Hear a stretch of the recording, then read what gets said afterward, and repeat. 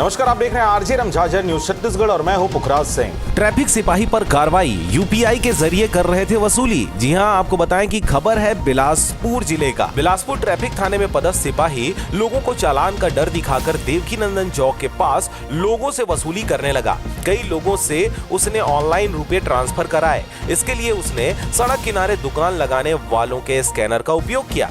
वसूली के बाद जाते समय व्यापारियों से नगद रुपये ले लिए। शिकायत मिलने पर एसपी रजनेश सिंह ने जांच के आदेश दिए हैं। ट्रैफिक थाने में पदस्थ सुनील पांडे की ड्यूटी बुधवार को देवकीनंदन चौक पर थी। ड्यूटी के दौरान उसने कई लोगों को रोककर चालान का डर दिखाया। इसके बाद उसने लोगों से रुपये मांगे। कई लोगों ने रुपये नहीं होने की बात कही। इस पर उसने सड़क किनारे दिए और फूल बेचने वालों के स्कैनर का उपयोग कर रुपये देने को कहा। चालान के डर से लोगों ने रुपये भी दे दिए। वसूली के इस पूरे खेल का किसी ने वीडियो भी बना लिया।